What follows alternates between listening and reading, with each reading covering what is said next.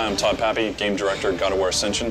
What you're about to see is a making of video that we've been shooting over about 2+ years. It gives you a good idea of the inception of an idea all the way through to the final product. Keep in mind that this is a work in progress. Enjoy.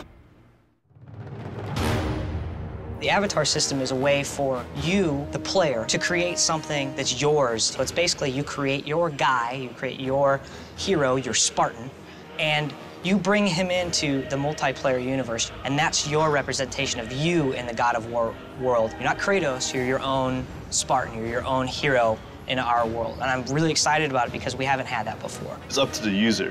So really what we have to do is give a lot of amazing options that the user can try to make their own Kratos.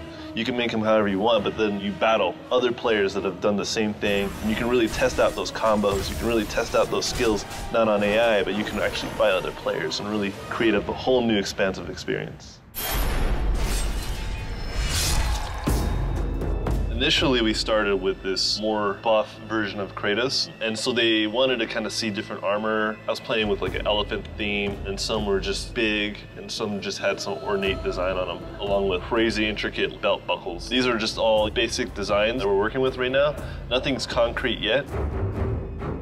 You can be as crazy looking as you want to, or you can be as cool looking as you want to. We did have to make sure that every armor set has its own personality and that it speaks to the characters and creatures that are in the game. We have a helmet piece, we have a chest, shins, gauntlets, we also have shoulder pads, and we have skirts. This is the Kraken armor, inspired by the Kraken in God of War 2, trying to incorporate all the colors, which is very green and orange. I was thinking that Kratos, or the Avatar in this example, maybe after the killing of the Kraken, he took the parts and pieces of the body and tried to use that as armor somehow. Got this squishy, fleshy feel, inspired by sea life. Asymmetry was a big part of trying to make these feel unique, to kind of offset things from looking cookie-cutterish. So the weapons were pretty tough because we had to do a lot. The theme is also very important. So there's just like a lot of things to really think about. Like I had to think about the theme, and I had to think about how the weapons are gonna look. We knew what we wanted the themes to be. We wanted Zeus, Ares, Hades, and Poseidon. Zeus had to be sharp and also prestigious, so that's why it has kind of like a sharp tip. It looks like it could be a very fast weapon. The Ares, I felt, should be more blunt, a little bit harder. The blunt shape is very important. With the Hades, since he's kind of the underworld, it was very much asymmetry, spiky. You don't want to get hit by the sword because it'll jack you up, right? With the Poseidon one, it was all about negative space, and it looks like a trident. Then I started exploring the effects. With Zeus, I was pushing the idea of like just lightning and more of like this goldish yellow. Poseidon, it was very obviously aquatic. And I think eventually they went with like ice. Ares, which was fire. For Hades, it was really cool to kind of say, what if souls came out of the sword, right? All these colors and all these different kind of themes are very different. It's very important that they're clear.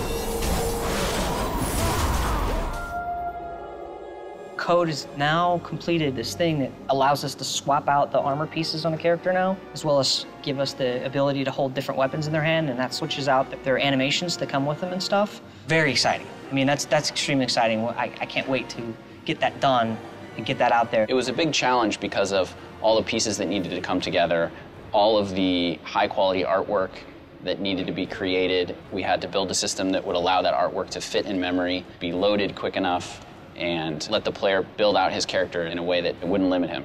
We always assume the worst case, which is that all players are wearing completely different loadout and have completely different set of armor selected. So each character has enough memory to hold a complete set of his own armor. That way we avoid any problems with certain combinations of everybody picking different things causing memory overflows.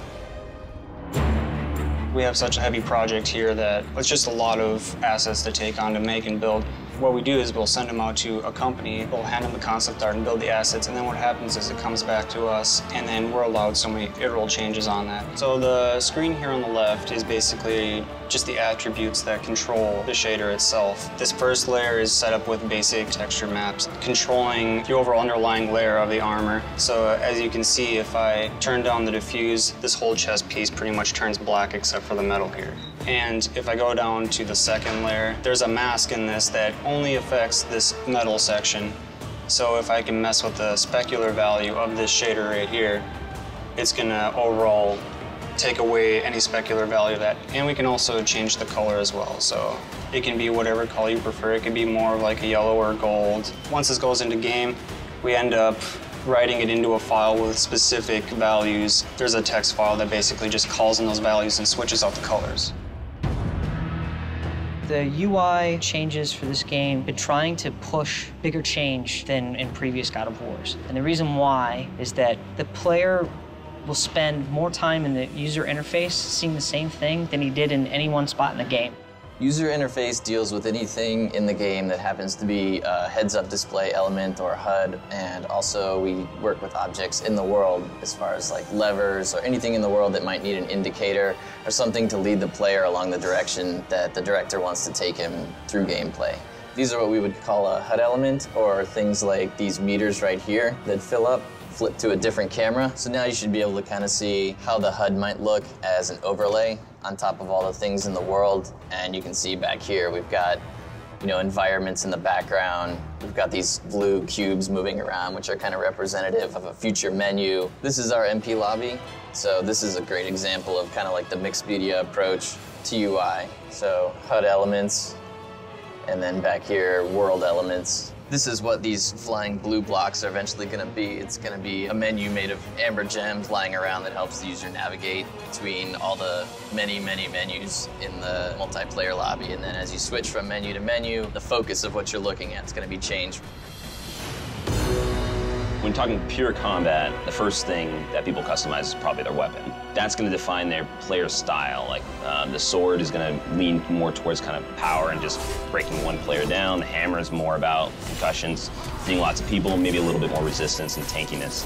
When people go to their armor, part of it's the look, but it also has some stats on it that can help define your play as well. So it's like, if you want to go full damage, you probably want to get the sword. You probably want to get one of those armors that also enhance your damage. Or you can pick a hammer and pick some more of the resistant armors and be really tanky. You know? And there's things in the middle that you can pick too. You can lower cooldown. So it's like, okay, I don't want to be that strong or tanky, but I actually want to just do my moves really quickly, escape really quickly, and just be annoying on the battlefield. So it's like, that's what we're looking at when we're looking at the stats and things like that to see if those customizations allow for that flexibility. Anything we could do to make the weapon have like a personality through these specials to the attributes. I mean, even the stats on the weapons are different, but that's just a small part of what makes them different. What really makes them different is the gameplay that we have with the different specials and abilities. We kind of find that the more and more we do crazier things with each weapon and give them like auras or unique abilities or like hazards I can place, the funner they are and the more they stand out. So I think as we go on, each time we design a new weapon at this point, it has like some kind of crazy gimmick, and I think we'll probably find that we have to go back to some of the first weapons and add some of that stuff back in. Each one of them can have its own unique stats and power, and then you mix those with allegiances. If I send out an Ares fireball, well, it can damage people over time, versus if I send out a Poseidon one, it could slow them. There's those kind of nuances that we can do to make sure that everything feels special and unique. It's definitely been a challenge. I mean, there's, like I said, there's a lot of abilities, a lot of things, and a lot of things new to God of War and just this genre of multiplayer. So we don't have many examples to look at when it comes to this style of melee combat and multiplayer. So yeah, it's been definitely a challenge to figure out like what play styles would actually work and what people would want to do and make sure they want to do it.